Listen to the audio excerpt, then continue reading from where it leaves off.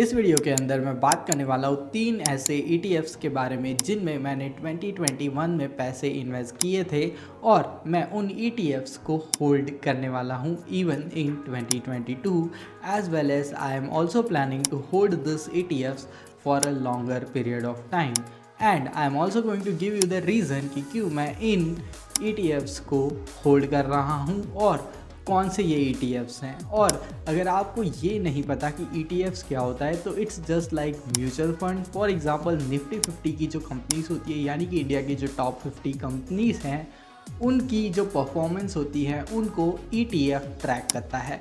लेकिन mutual fund और ETF में ये डिफरेंस होता है कि ETF को आप डायरेक्टली स्टॉक मार्केट के अंदर ट्रेड कर सकते हो as you wish and that is something which is really more reliable than mutual fund because mutual fund खरीदने में कुछ ज़्यादा टाइम गैप लगता है और उसे सेल करने में भी ज़्यादा टाइम गैप लगता है। लेकिन ETF एक ऐसी चीज़ है जिसे आप इंस्टेंटली खरीद सकते हो स्टॉक मार्केट में और इंस्टेंटली सेल भी कर सकते हो।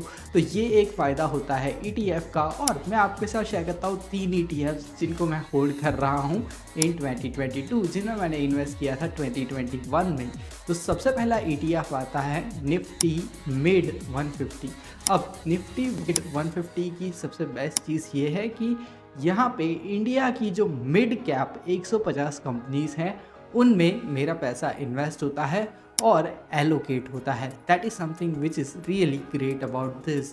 Now the thing is that जो लार्ज कैप कंपनीज होती हैं यानी कि निफ्टी 50 कंपनीज होती हैं उनकी एक स्टैग्नेंट ग्रोथ होती है जो कि 10 से लेके 20% तक का रिटर्न देती हैं। लेकिन यहाँ पे ये जो मिड कैप कंपनीज हैं उनमें ग्रोथ का पोटेंशियल ज़्यादा होता है। इसका मतलब ये है कि इनमें का पोटेंशियल भी ज़्यादा होता है and that's the reason why I had invested money in this ETFs as well as I am also continuing to do SIP in Nifty Mid Cap 150 ETF and that is something which you can also do but this is based on my research। और मुझे ऐसा लगता है कि इसकी growth 2022 में भी काफ़ी ज़्यादा कमाल की होने वाली है तो इस चीज़ को मैं होल्ड कर रहा हूँ। तो ये सबसे पहला ETF है। इसके बाद चलो नेक्स्ट की बात करते हैं तो वो है जूनियर 20 ETF। अब यहाँ पे बहुत सारी जो स्मॉल कैप कंपनीज हैं वो इंक्लूड होती हैं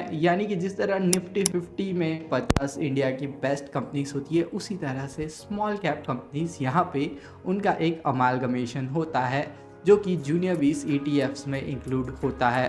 अब उसमें भी मैं इन्वेस्ट कर रहा हूँ क्योंकि सबसे पहले लार्ज कैप कंपनीज एक स्पेसिफिक अमाउंट ऑफ रिटर्न दे सकती हैं, उसके बाद मिड कैप कंपनीज उससे थोड़ा ज़्यादा रिटर्न दे सकती हैं लेकिन थोड़ा रिस्क भी ज़्यादा होता है, और स्मॉल कैप कंपनीज बहुत ज़्यादा रिटर्न दे सकती हैं बिकॉज स्मॉल कैप कंपनीज बहुत बढ़िया ग्रोथ करती हैं यानी कि कोई भी स्मॉल कैप छोटी कंपनी बहुत जल्दी बड़ी कंपनी बन सकती है because the thing is that many of the startups also come in junior 20 यानी कि वो स्मॉल कैप कंपनीज हैं जो कि बहुत जल्दी ग्रोथ करने की पोटेंशियल रखते हैं। तो इसमें क्या होता है कि आप बहुत सारे स्टार्टअप्स में या छोटे बिजनेसेस में एक साथ इन्वेस्ट करते हो और बहुत सारे बिजनेसेस इसमें एक साथ इंक्लूडेड होते हैं यानी कि बहुत सारी स्मॉल कैप कंपनीज में आपका पैसा एलोकेट होता है जिससे जो रिस्क होता है वो कम हो जाता है।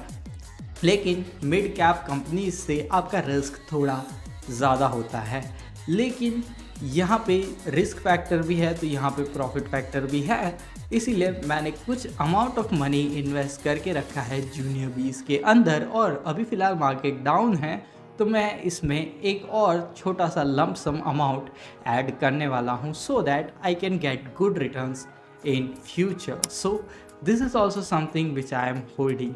और तीसरा ETF है निफ्टी 20। हमने ऑलरेडी बात कर ली इन दोनों ETFs के बारे में तो आप निफ्टी 50-20 के बारे में तो समझ ही गए होंगे। थोड़ा सा अमाउंट निफ्टी 20 में भी मैंने इन्वेस्ट करके रखा है and that is something which you need to consider and understand. The thing is that I share my personal business and finance journey on this channel and that's the reason why I created this video जिसमें मैं आप लोगों के साथ सारे information transparency के साथ share करना चाहता था तो मैंने ये शेयर कर दिया आप लोगों के साथ। तो अगर आपको इस वीडियो को देख कुछ इन्फॉर्मेशन मिली हो तो इस वीडियो को ज़रा सा लाइक कर देना और इस वीडियो को आप शेयर भी कर सकते हो, इस चैनल को सब्सक्राइब भी कर सकते हो और बिना रिसर्च के इन्वेस्ट करोगे तो बड़ा पछताओगे। इस चीज़ को हमेशा याद रखना।